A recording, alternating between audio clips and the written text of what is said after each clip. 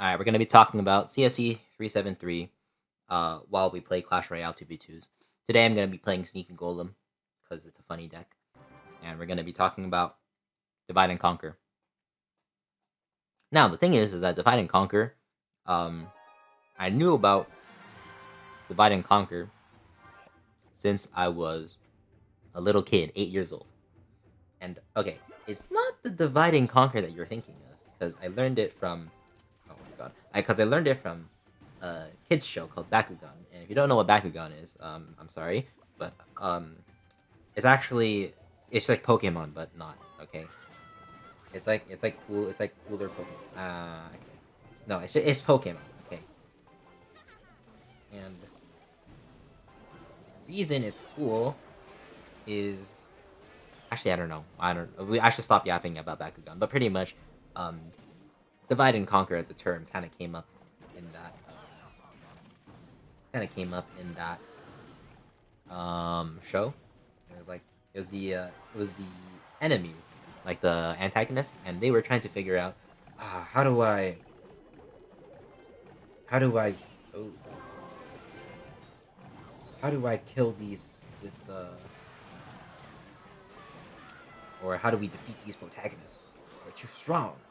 And then they thought of the genius idea of, oh, if we split them up, then and we take them down one by one, it's easier than taking them all on at the same time. And then they basically coined the term like divide and conquer, and then that's where it came from. Okay, so that's where I heard it from, and then I got brought back to the past when we talked about divide and conquer in class. Okay, so now how does it work when we're talking about algorithms? Well, it's nothing. Okay.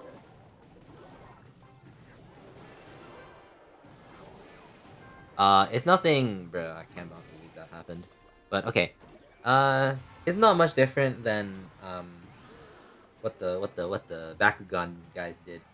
Okay, you divide something up, and then you conquer them. Okay, I know it's crazy.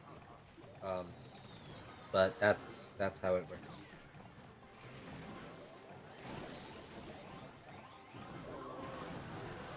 Oh, oh, it's still alive.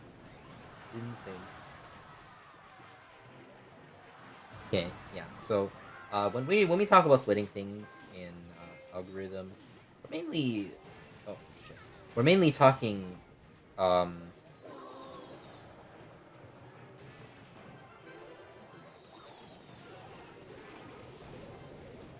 we're mainly talking input in terms of the input size. So what that means is if you can have like an array of size n or something, and then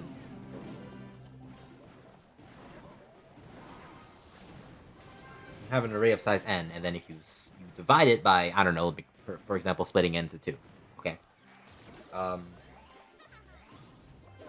And yeah, if you split into two, it turns smaller, which means that you can,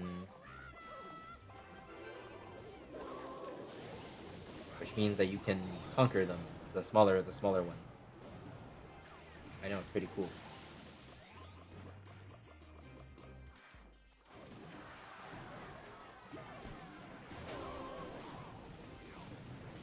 And yeah, that's how it works as a gist. But as always, examples are a man's best friend. So examples.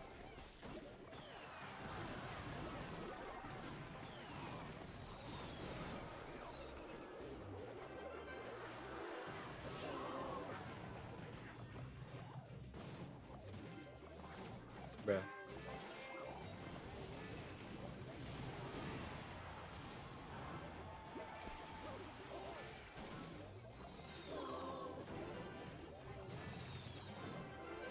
Ah, oh my god.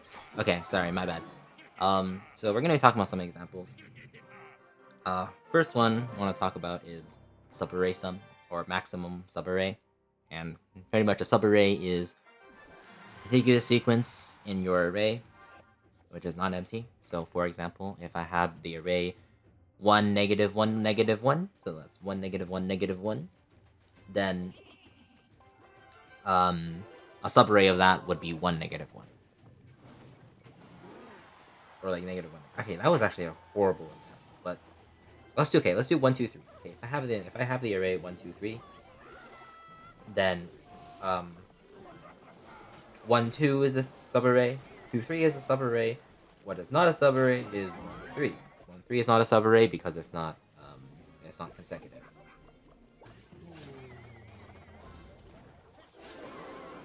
Okay.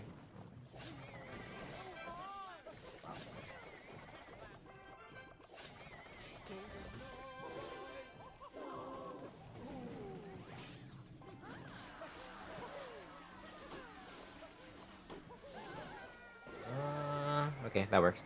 Yeah. So that's what a subarray is. Has to be non-empty, and it's a continuous sequence of the array elements. And the maximum subarray problem is asking us to output is asking us to return the maximum sum that a subarray can have. So, for example, if I take the array negative or 1, -1, -1, then my maximum subarray sum is going to be positive 1. I can just take the first subarray, and then nothing else is bigger than that. So,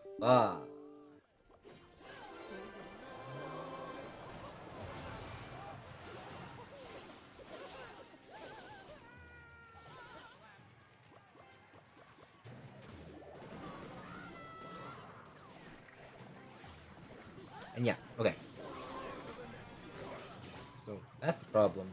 And now how do we solve it using divide and conquer? Well, that is not too...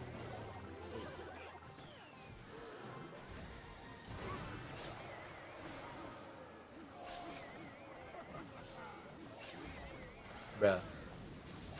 I thought that interrupted. I guess it's fine.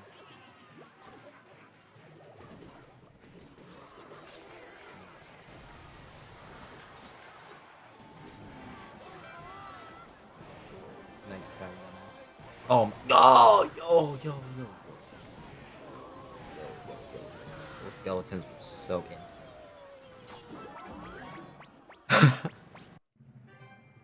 My god. Okay, anyways. So, yeah, we're trying to find the maximum subarray of our array that we're given, and we're going to do it using divide and conquer. So we're going to split the array into 2. You know, that lock-in moment give you guys a little bit of time to think, so, you know, it's always great.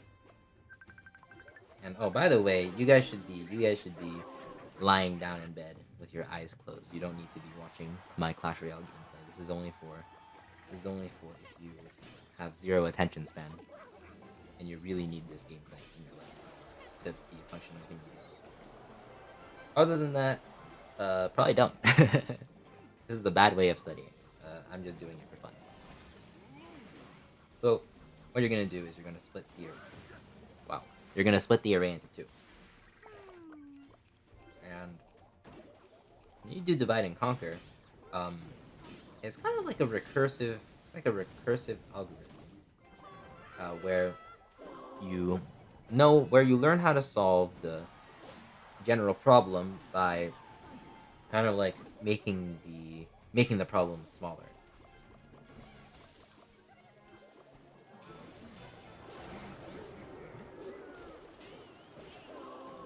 Yeah. So, that's how we're gonna do it. We're gonna take our array and divide into 2, and then solve the problem on the smaller arrays. And the reason why we can solve the problem on the smaller things is because we can do the same thing that we did to our bigger array. We can split the smaller ones even further. So we had an array of size n originally, and we split it into size n plus 2, or n over 2, sorry. Then we can split those arrays of size n over 2 into n over 4 into n over 8, and so on until you reach your smallest case.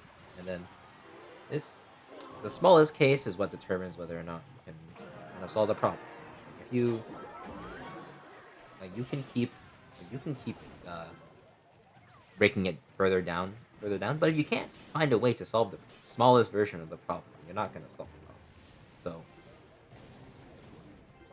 that's kind of how it is.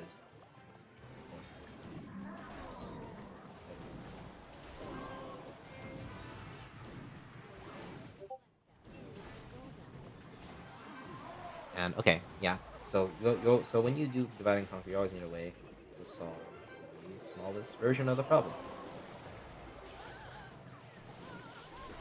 Ego's after.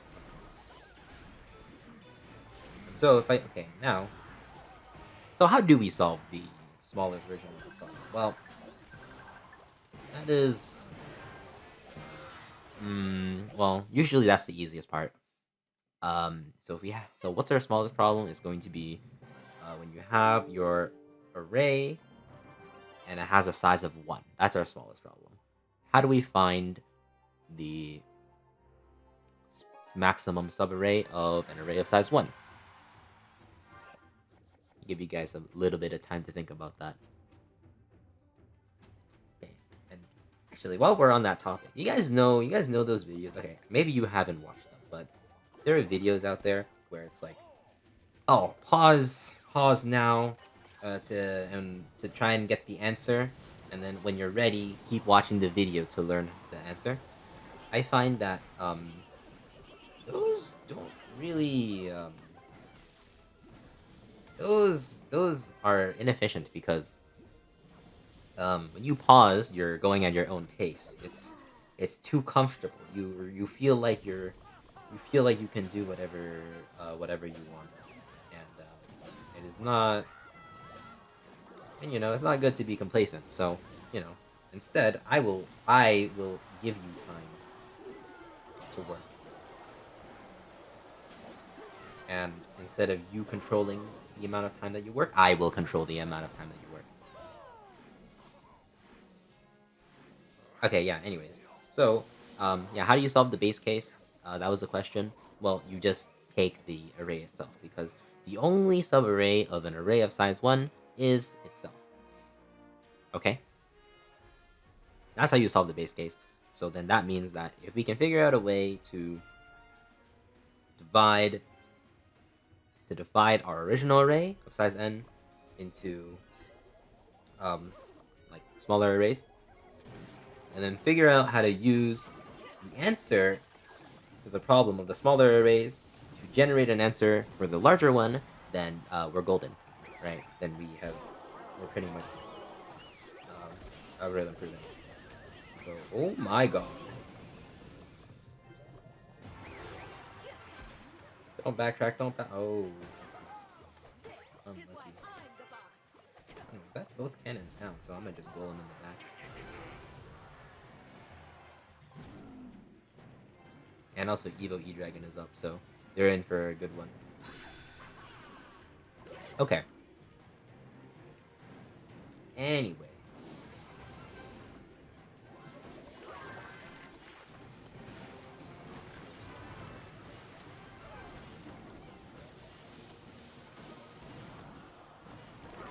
Good.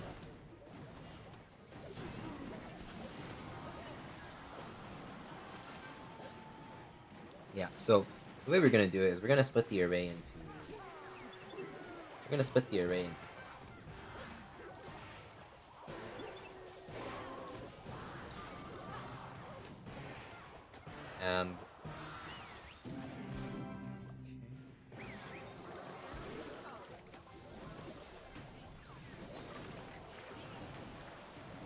and on each half we're going to run our algorithm, which we assume is going to work. Right, that's the entire basis.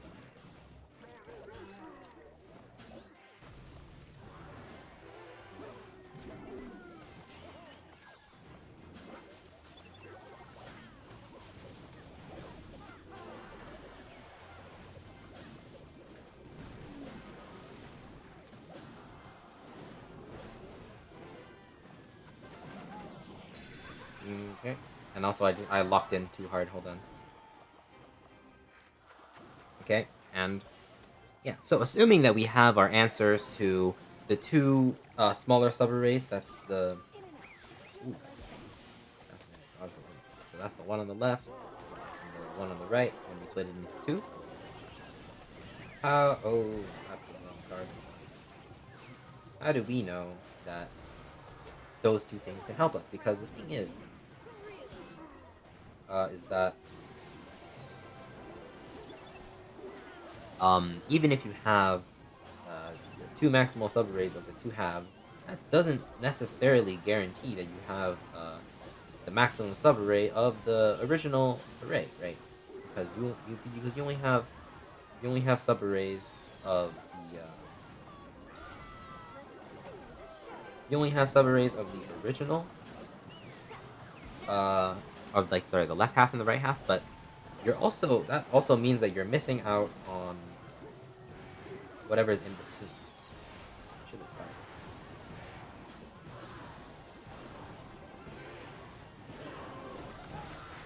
Oh my god, we won.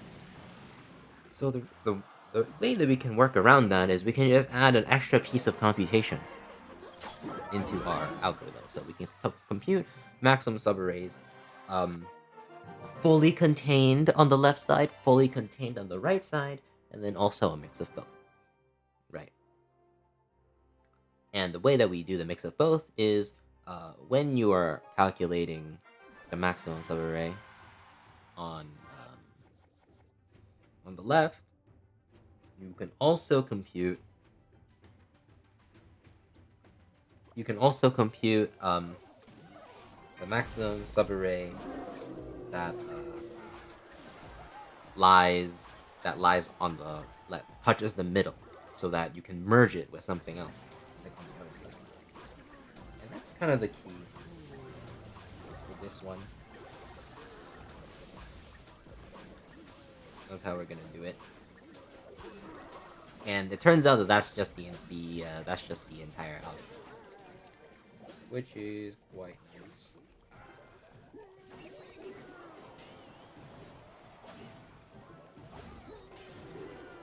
Oh my god, you see that? I might just. What the fuck was that tornado?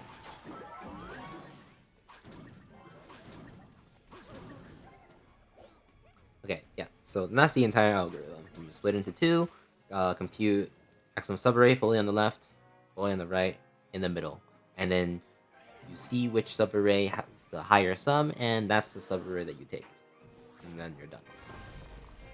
That's pretty much it.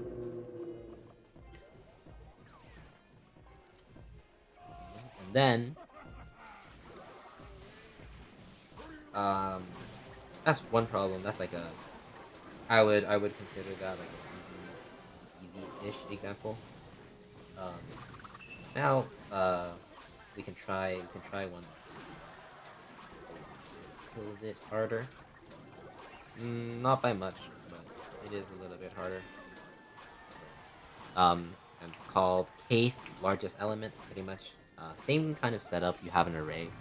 Well, having an array is like the setup for like most problems that you'll see. But yeah, anyways. So you'll have an array, and you're trying to find the kth largest element. I know. It's crazy.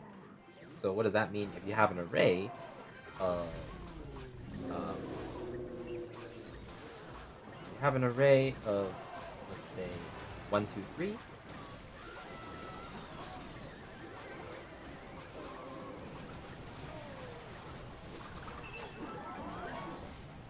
Okay, I'm just trash at this game.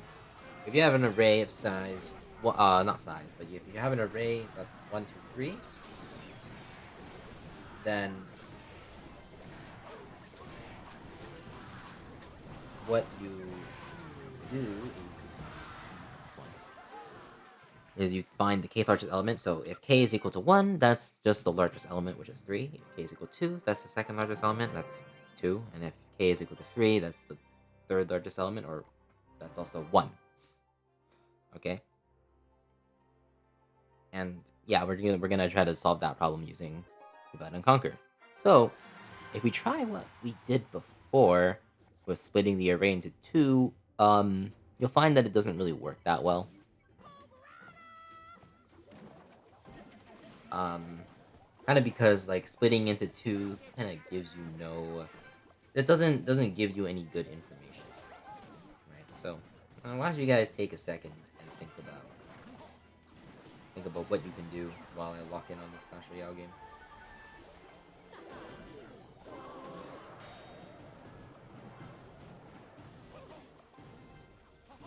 I'll give you guys a little bit of time. Don't pause the video, please, please.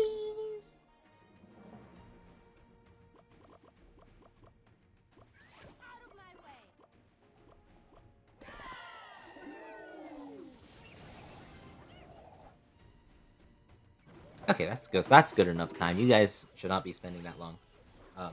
Because you know, guys, here's a tough lesson that I learned. Okay, um, there is a limit to how much time you should spend worrying over a secret. Because that shit takes that shit will take a lifetime away from you. That was a really bad.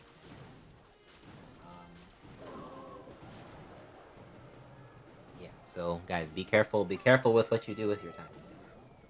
Don't be like me. So okay. So the way that we should be splitting it is, it takes inspiration from Quicksort, where we choose a pivot, which is it's just an element inside of our array, and we're going to split the array into we're going to split the array into a section, or into elements that are greater than the pivot and the elements that are less than the pivot. Okay, so this RG again, bro.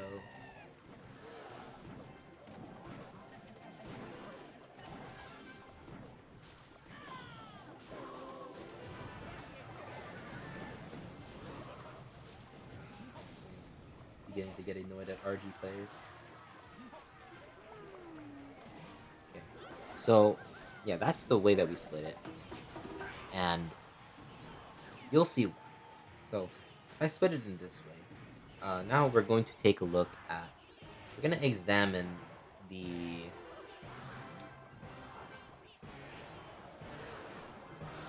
I'd like to make AFK. So we're going to examine um, the left partition that we have, all the items, all the elements in the list that are um less than our pivot. Okay, now think about the size of this partition. Now let's say it's larger than k. Okay, remember we're trying to find the kth largest element. If it's larger than k, then that means that the kth largest element should probably lie inside of this left partition, right? Which makes sense, okay? So that means that that's where we're going to be performing our search, okay? And the kth largest element of and the kth largest element of the left subarray also happens to be the kth largest element of our current array, which is good for us. That's exactly what we want. Okay, but now imagine the case where this is not the case, where your left subarray has less than k.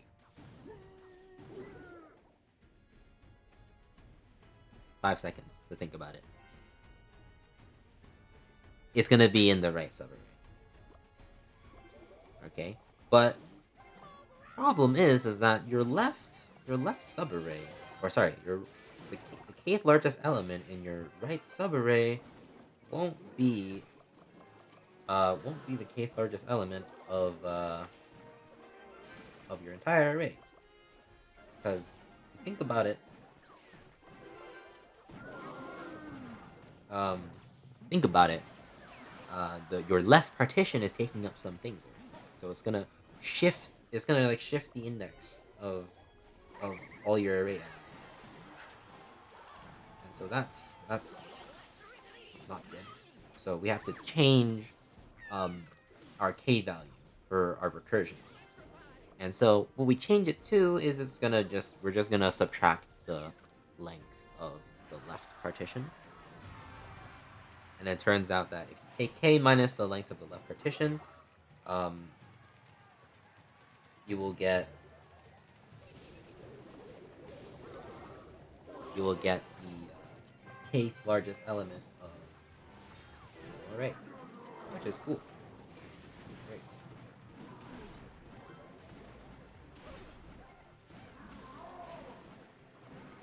This is looking like an insane golem push. What are they gonna do? Literally what they do. Yeah. We didn't even need the golem. It was just there for fun.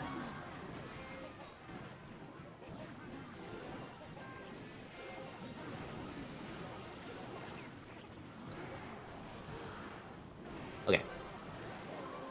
Yeah, and that's how we divide our problem and conquer it. Well, one thing I forgot to talk about the base case. So that's the kth largest element of an array of size 1. If you have an array of size 1, there's only one thing k can be, which is 1. Because any element is in a 1 element long array is the largest element. So you always just return the 1 element in your array. That's your base case. And with that concludes your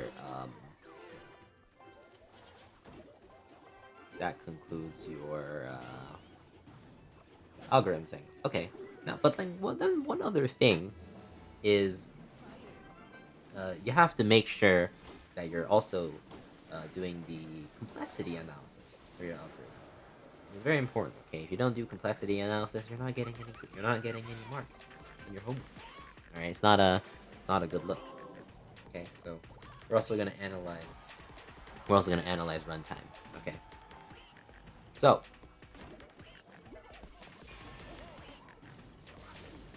let's say we just decide to pick. Say for our pivot choice, we're just gonna pick the first thing in our list. Okay. We just pick the first thing in the list, and then we run partition on it. Our partition operation takes it just traverses. It just traverses our array like once. That was such a bad mistake. Traverses your array once, split it into 2, returns 2 lists. Okay, great. That's a linear time operation. Okay. Then you get left with 2 arrays of size strictly less than n. Okay. Like, yeah. And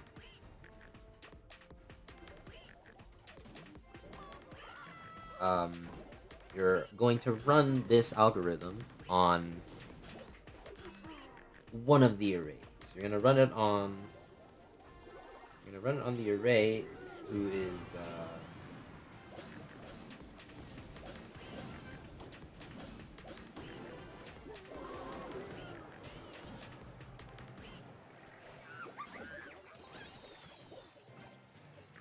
you're gonna run it on. Holy shit! I just brain so hard. You're gonna run it on the suitable side, okay? And the suitable side, we don't know the exact. So, but what we do know is that it's gonna be less than. Okay.